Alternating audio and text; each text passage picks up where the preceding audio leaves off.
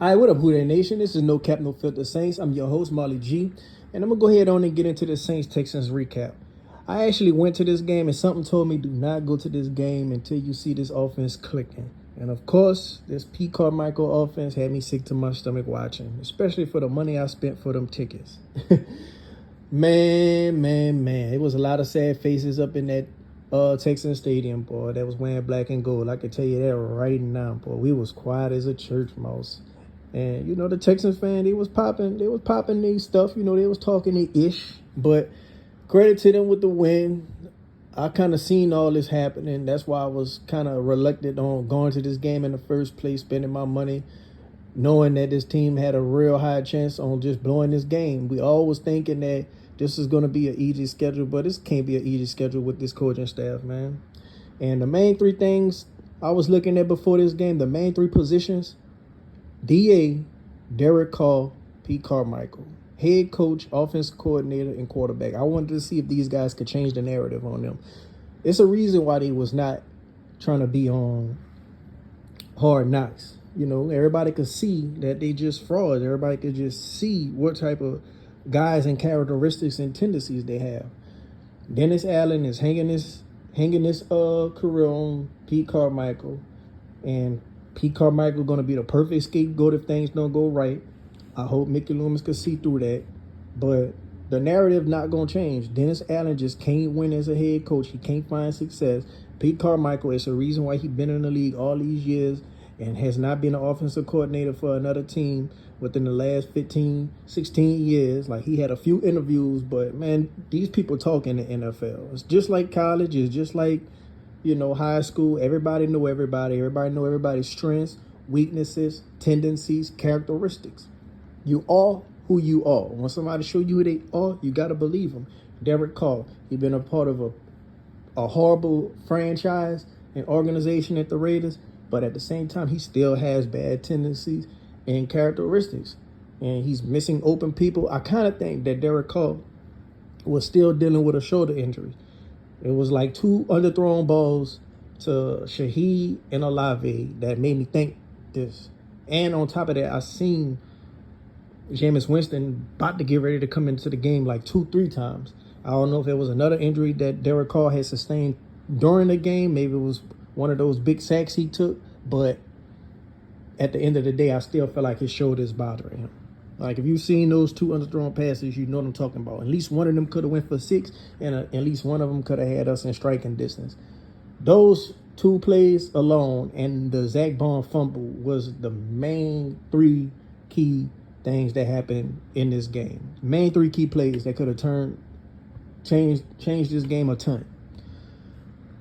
I feel like when it comes to just having a good, competent coaching staff, that's all this team gonna need. The roster is there, but the coaching staff is just incompetent. Pete Carmichael and Dennis Allen, they now have a short week and they got to go against the Jags on Thursday. If we don't get things done against the Jags on offense, I'm pretty interested to see if Ronald Curry gonna, get that promotion to play caller from DA. I'm really interested to see what's gonna happen with that. But it just so happened that it's so Saints that CJ Stroud threw his first pick against us, and right after the pick, we fumbled the ball, give it right back to them. They still go drive down and get a whole touchdown and ultimately win the game. Like, that's just so Saints. That's so Saints. I feel like Kendrick Miller could have been implemented more in this game. I feel like Taysom Hill, he got a lot of touches that make you wonder what Jawan could have did if Jawan was healthy. Of course, Penny was benched, but had to get right back in the game because James Hurst has sustained an injury. So Penny was back in the game, and they was helping Penny, chipping, blocking, helping Penny with his mans and stuff. And I think that really changed a lot of the offensive play calling, scheme that we was going to go for our game plan with. Because when we got to help out Penny and all that, I think that kind of took away a high percentage of the plays that Pete Carmichael had in store. But it's still no excuses. Like, you still rolling with a starter that been starting the whole other weeks prior. So I feel like you already know how to adjust to that when we have Penning in the game. But at the end of the day, 17 points are just inexcusable. Michael Thomas, they kind of pretty much held him in check. Chris Olave, he had a pretty decent game. It could have been even better if Derek Carr would have threw his pass and another pass to Shaheed even further out. But all in all, the offense played exactly how it's been playing all season. Just incompetent and, just incapable of scoring in the red zone. We might want to look at trying to get Hunter Renfrow for a 7th-round pick, because at least he'll have some type of chemistry with Carr. And at this moment, we got to exhaust all options. That's how I feel. Like, when we getting on these power rankings and we rank number 18, 19, and we all in our feelings, this reflects that. Like, this shows you why.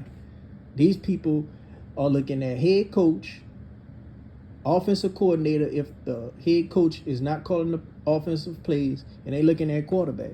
And I was hoping that these 3 positions from these 3 guys could change the narrative on themselves. And it didn't. It's still the same.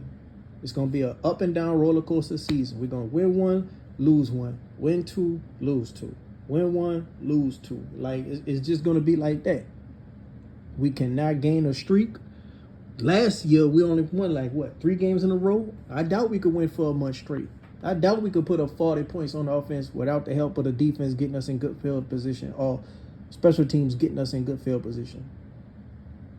Vegas had us going 9-8, and we was like, oh, with this roster, but this is why. They looking at this coaching staff. They know who these guys are. People around the league talk. They know who these guys are. A lot of offensive coordinators turned down a job from working with Dennis Allen. You seen Alvin Kamara and Jameis Winston on the sideline talking to each other, and they was like, yeah, bro, I know. Who you kidding? Who you telling? Like, that little, communication that they was having, you don't know what they was talking about, but I bet my bottom dollar they was talking about Pete Carmichael. And I feel like Dennis Allen might lose the locker room if we're going to lose to the Jaguars on Thursday. It's a short week. If we lose to the Jaguars and the offense can't put up no 20 points, I'm really hoping that Pete Carmichael just get relieved of his duties and Ronald Curry take over. As far as special teams go, Blake Grupe, I understand that he missed that kick in Lambeau. I can't even blame him for that. He a rookie. He wasn't even supposed to be in that situation in the first place. I mean, the guy had a ton of pressure on him. Like, I kind of felt like he was going to miss that. But these kicks that he missed today in this indoor stadium, it's like week 6, inexcusable. Inexcusable. Blake Gilligan, he was horrible last year, but I feel like his ceiling is more high than Headley's ceiling. At least when Blake Gilligan, at least when he do a good punt, he going to really boot it. When Headley do a good punt, he not going to boot it. It's just going to be like, oh, okay, well, I'll be fine with that. Like, Headley, like, his ceiling is nowhere near as high as Blake Gilligan's ceiling. I'm thinking they cut Blake Gilligan to either save money or he maybe has some character issues. But I don't see why Headley is, won that job over him. It's hurting the defense, giving us worse field position that we could have. So, and Blake Grupe, he's hurting the offense for when we getting all the way down there and we can't execute in the red zone or field goal range. As far as the defense go, I feel like we still need another pass rusher. Cam Jordan is getting up in age. I feel like we need another pass rusher opposite Carl. Cam could be a rotational player, coming in, stopping the run on first and second down, but we need a guy that's going to get back there. Carr had a phenomenal game. I think he had like 2 sacks. He was getting back there on C.J. Stroud, but I felt like we weren't getting back there enough. I feel like C.J. Stroud was doing a comfortable, in the pocket, manageable game. Like, and he was just killing us with a lot of deep crossing routes, a lot of post routes, little drag routes, mish routes, like all that type of stuff was just killing us.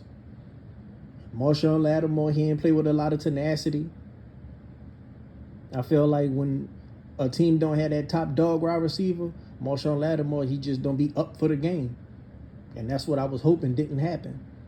When you ain't got a lot of wide receivers that you really got a game plan for, that seems like to hurt the Saints, because it's like, okay, we don't know who to stop. But at the end of the day, we only gave up 20 points. So it's like, man, we should be able to win if the defense giving up 20 points.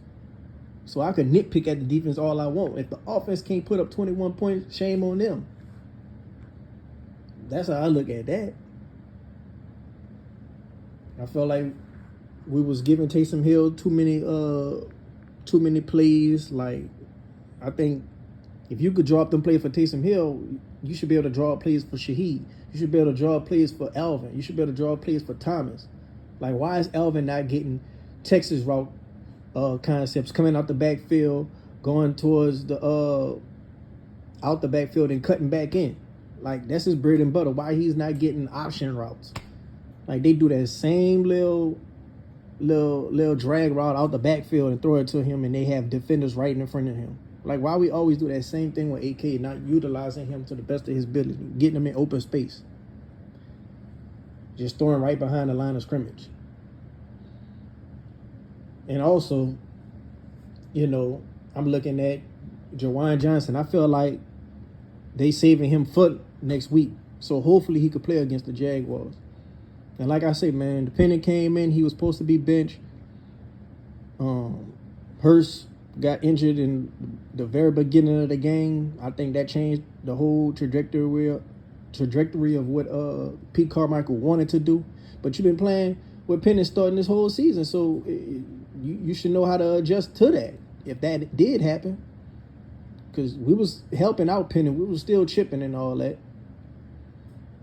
And I think even Ram got hurt too, because I think Cesar Ruiz was playing right tackle at one point. But yeah, man, I think we need a pass rusher. We still need help in the red zone, and I think ultimately we just need to change head.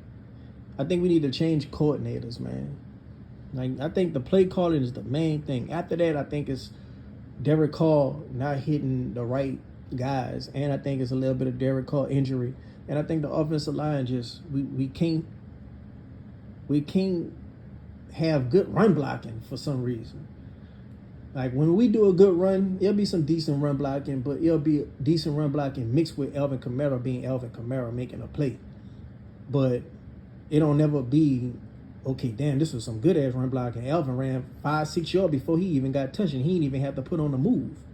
Like, I don't like that. I don't like when we have to fight for yards on running plays. I want to just be able to run and have a nice hole opened up where Alvin just got to hit it, and then after that he got to make a few dudes miss. After that it's on him. Not on him 2 yards in, 3 yards in, and then just got to make plays from there. Nah, man. That can't happen. So I think Doug Marrone, I think he should be on the hot seat too. Because whatever he's teaching this O-line is not working. They must be missing assignments, or they just not learning their technique or something right. Because I think the O-line, they didn't play all that good last year, but a lot of that was due to injuries. And on top of that, I don't remember last year just saying to myself, damn, man, they just looking out there terrible. Like, this year it's just they looking out there terrible. Like, I hold my breath every time the offense come on the field, especially when they have to make a play.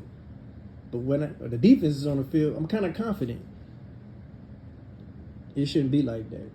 If you want to go anywhere, you can't be looking like that. No matter how good your defense is, your offense still need to go out there and go put up more points than the other team. And until that happens, we ain't going nowhere. And until Dennis Allen and Pete Carmichael running this ship, we ain't going nowhere. But I want to know what you guys think. Let me know down in the comment section down below what you think about the game. What you think, do you think it's more on offensive coordinator? Do you think it's more on head coach? Do you think it's more on Derek Carr, or do you think it's something else? Like, let me know in the comment section below what y'all think is the Achilles heel of this Saints team.